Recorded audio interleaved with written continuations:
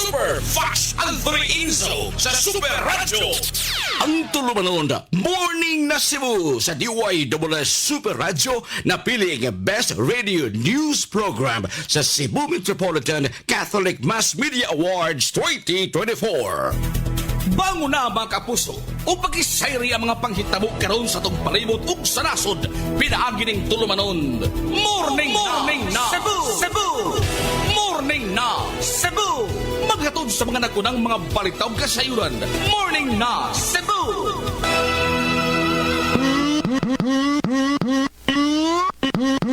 Good morning!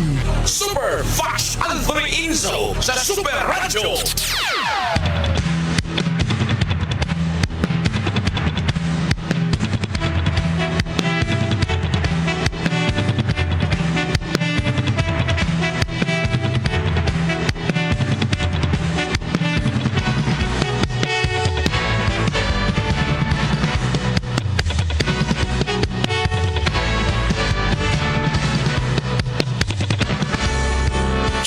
Kabisayan, Mindanao, Pilipinas. Mga kapuso, kumusta gumayong buntag kaninyong tanan? Welcome sa Tulumanon. Morning na Cebu. Ako inyong kapuso, Super Fast Anthony Inzo sa Super Radio. ako'y mahatod. Suluhang tudling sa detalye sa itong mga balita. Niningadlaw karon nga Sabado, Pitsa 25, buwan sa Oktubre, taga 2025. Kumusta nga tanan nga nagpamatin ng atong istasyon? Ang DYWS Super Radio GMA 999 killer sa dial sa inyong mga radyo. Morning na Cebu. Karon sa itong mga headlines.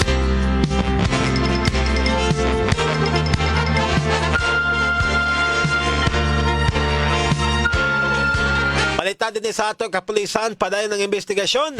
Kalabot sa babae nga nakita ang patay sud sa simbahan dito sa Liloan kagahapon. Morning na Cebu. Samtang lain-lain nga mga buwak ikan sa Bukirang Barangay sa siyudad sa Sugbo, andam na alang sa kalag-kalag. Morning na Cebu. Konduktor sa modern jeep nga nanghingan og tambok sa iyang pasahero. Si Tito Dan nirekomendar sa kompaniyas pagpahamtang og silot. Niini samtang i-reprimand ang driver. Morning na Cebu. Balita gikan sa Kauluhan, Bulkang Kanlaon ni boto kagabi. Morning na Cebu. Samtang mga miyembro sa gabinete mag-meeting kalabot sa pagpublikar sa ilang salen matod pas Malacañang. Morning na Cebu. Bakit ang uluhang tudling sa itong mga balita? Detalye nini, usunod human lamang sa pipila ka mga pahinumdum. At ang oras, Mga labaas ka mga balita ning tulumanon. Morning na Cebu. Super Radio Local News.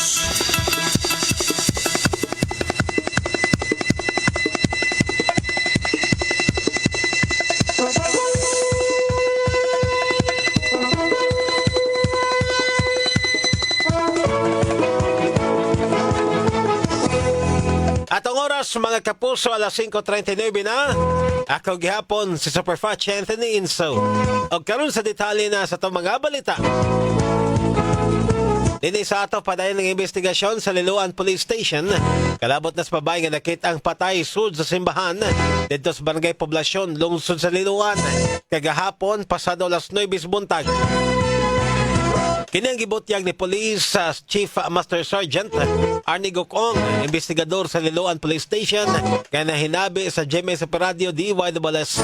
Gi-review na sab nila ang CCTV camera nga gi-instalar sud sa simbahan aron mailhan ang biktima ug ang iyang kuyog ug mahibawan kung unsay gyoy nahitabo. Sa impormasyon sa Liloan Municipal Police Station, gibanabana nga nasa 30 anyos ang pangidaron sa mga biktima. Base sa inisyal nga investigasyon sa kapulisan, nakita ng biktima nga nagbuyo dool sa entrance sa simbahan. Dunay dugo nga nigawa sa ilong nini, dunay samad sa likod sa ulo ingon man, bunog sa liog nga indikasyon nga kini gituok sa wala pa nawagtangan og panimuot. Usa ka manindahay o kanila ang nakadungog matod pa og syagit sa babayi. Una nakitaan ang biktima nga dunay kuyog nga lalaki kinsa gipagawas una sa staff sa simbahan kay manglimpyo sila. Gidala ngadto sa Danau City District Hospital ang biktima apan nabugtuan gyud kini sa iyang kinabuhi. Morning na Cebu! Alas 5:41 na.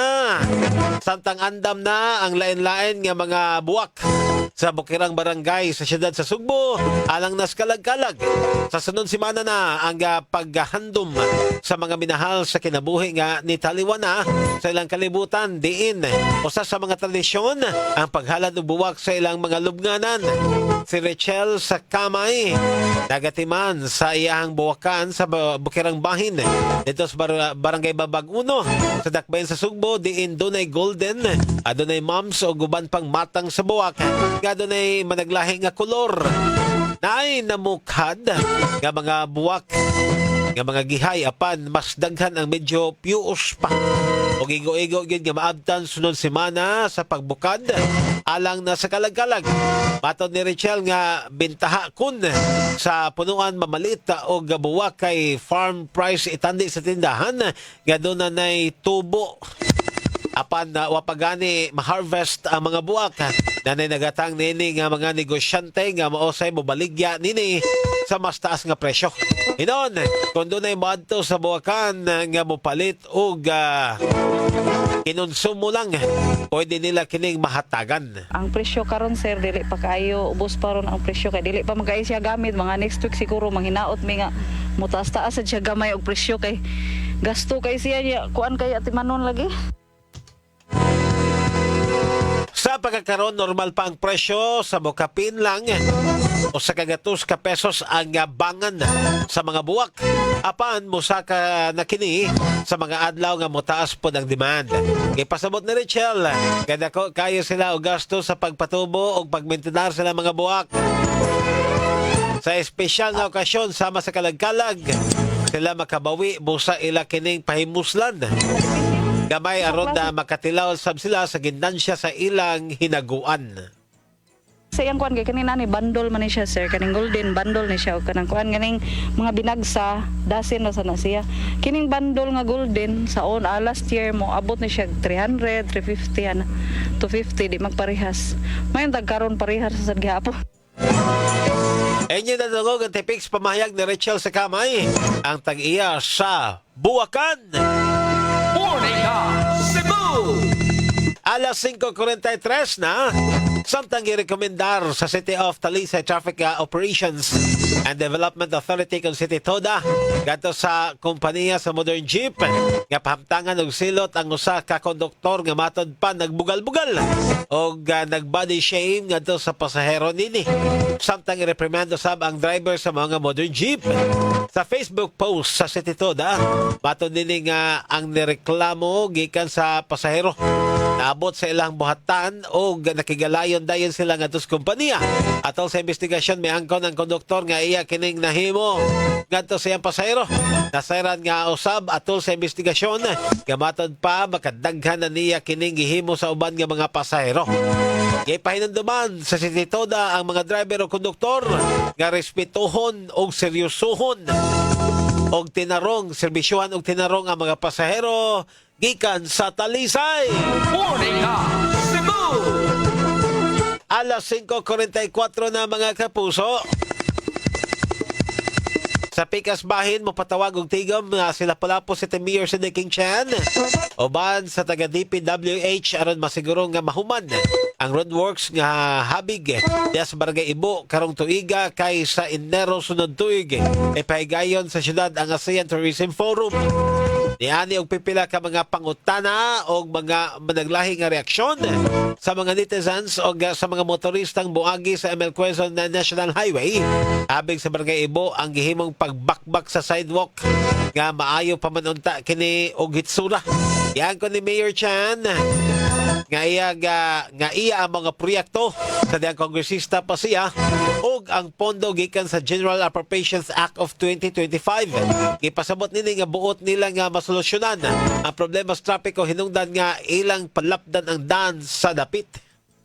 Expansion man maka-add tag one lane para sa traffic ba. Traffic man na kaayo kay naman tong stoplight sa Carmelite sa eskina.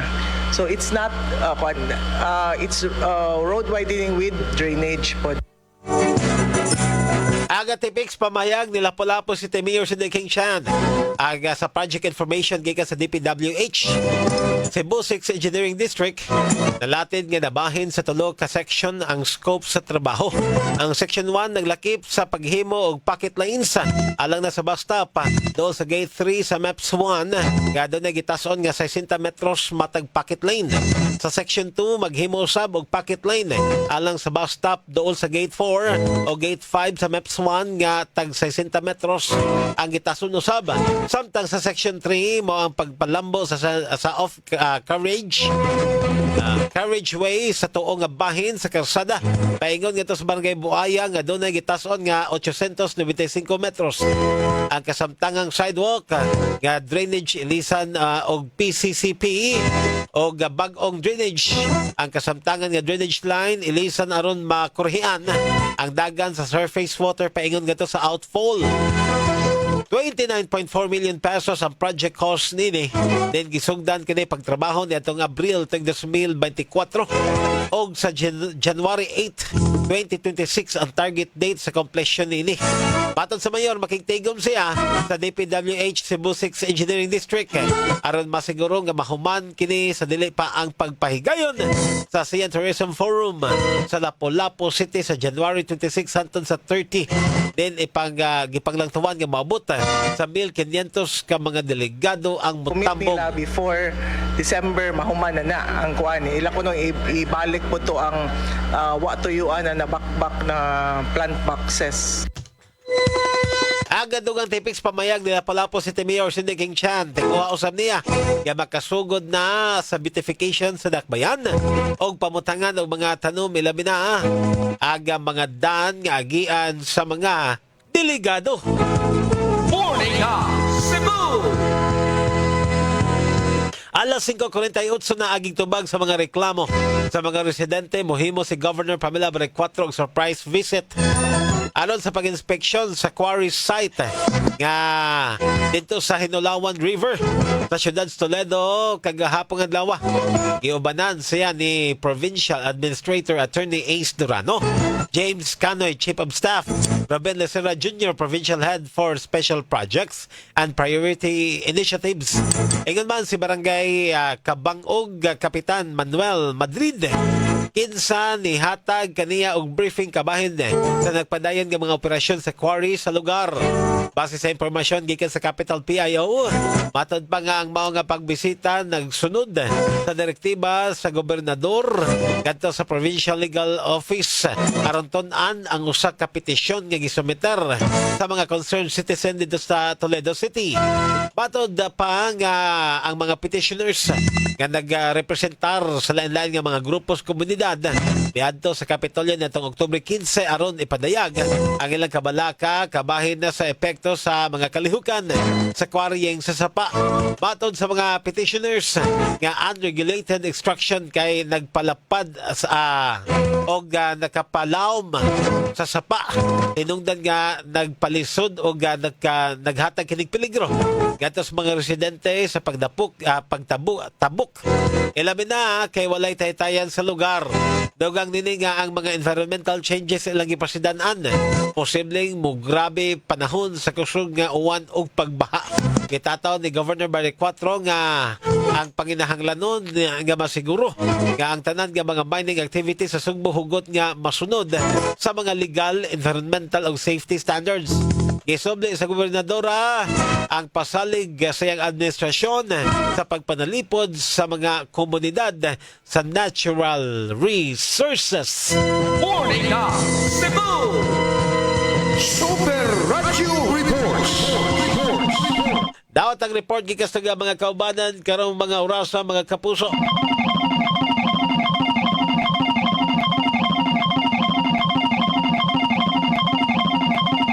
Mga samang inspeksyon ni Cebu City Mayor Nestor Archibal kagahapon adlaw.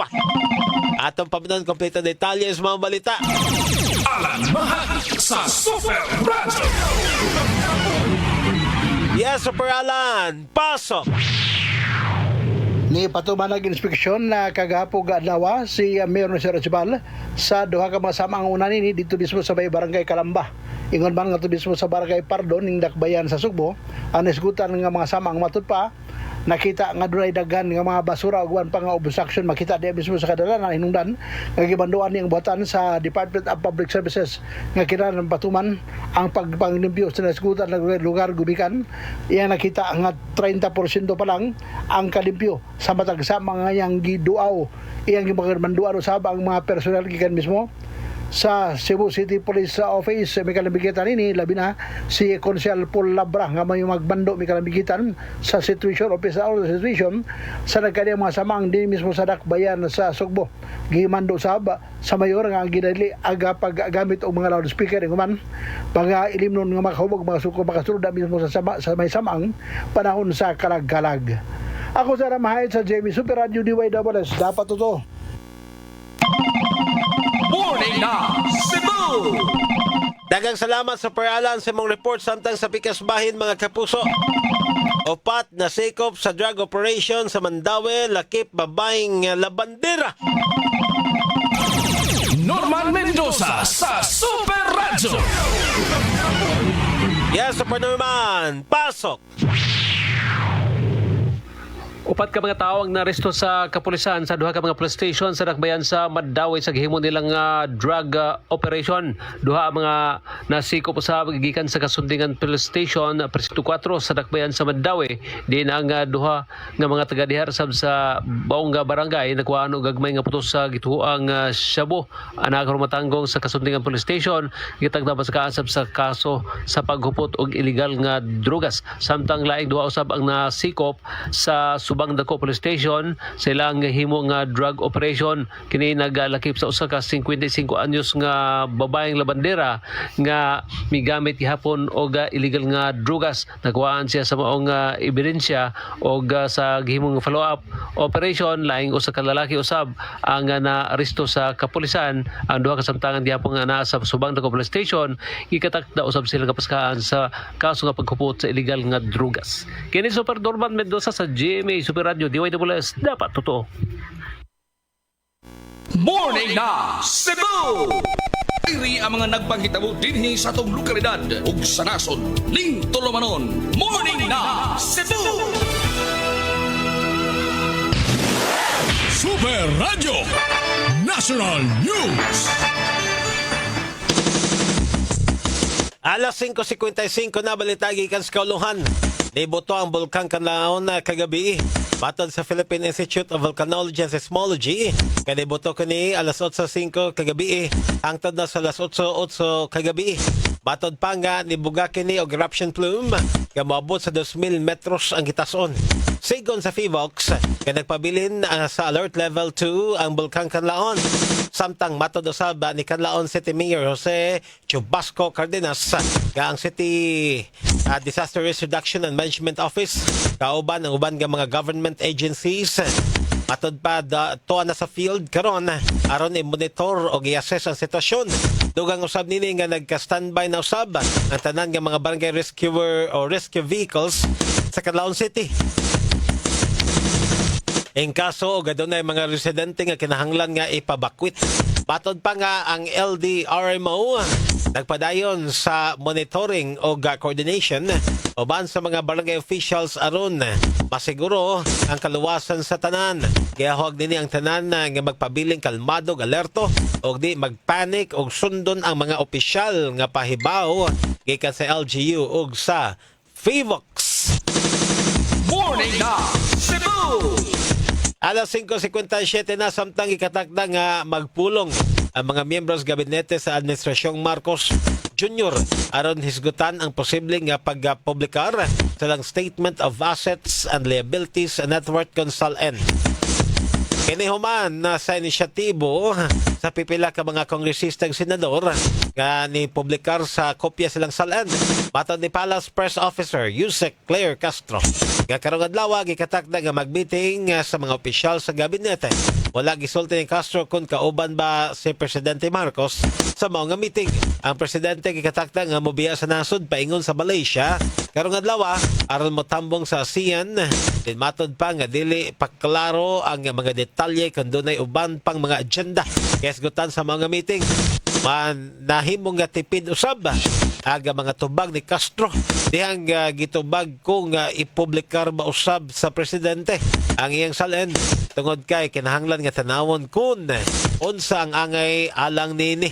Una na ang giingon sa presidente nga andam siya nga mupagawas sa kopya siyang salen kun ang iyon sa ombudsman o sa Independent Commission for Infrastructure kun ICI. Morning na Cebu! Super Radio Weather News.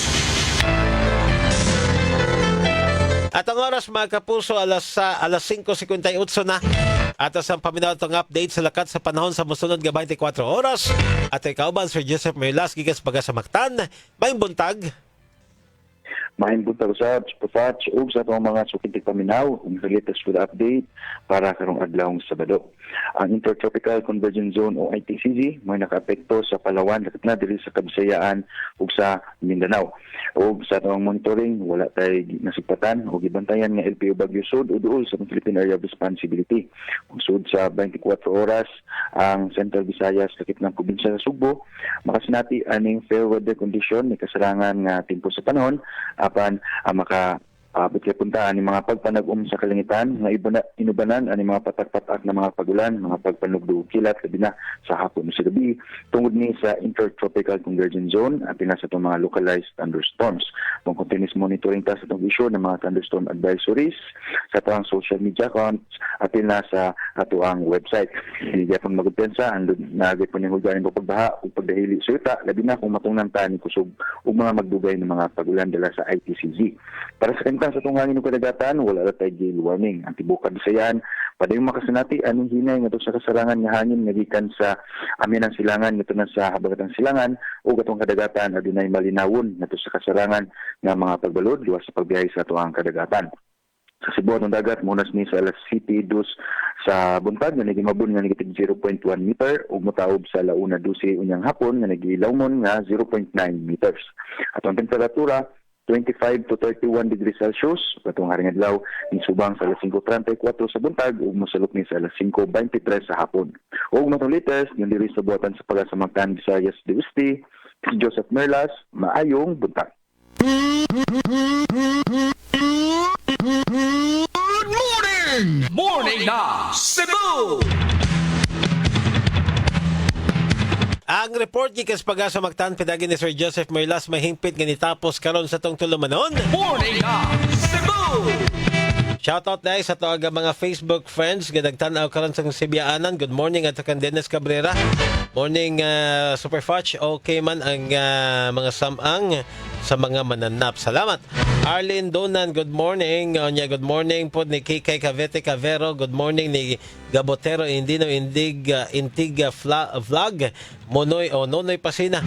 Ikas California, nagtanaw karon Marites Pasay. Good morning ni Rowena Villaros Villarta. Perlita Pancho, Nilin Pizarra. Good morning ninyong tanan. O ay tagong oras ug panahon na tangin ninyo tumusunod nga talumanan ng Super Hirit. Paghisgot sa mga dagko mga labas nga mga isyo nga may labot ang hari nga lungsod mga kapuso. Manamilit ang sabi niyo boss nga lagad sa kanginan. Sa nga na lang sa kinatibok ang puwersa. Kadiway na bala sa Peradyo GMA pinagis tong Master Control. Julius Malinaw sa tong transmitter site Daniel Albano. Sa tong program director Algie Labakita, station manager Kit Matos Cortez. Ako na lang inyong kapuso Super Fudge Anthony Inso manamilit na kinyo pinagis pagingon. Dalay ko ng Diyos. Mayong buntag Pilipinas. Dapat totoo.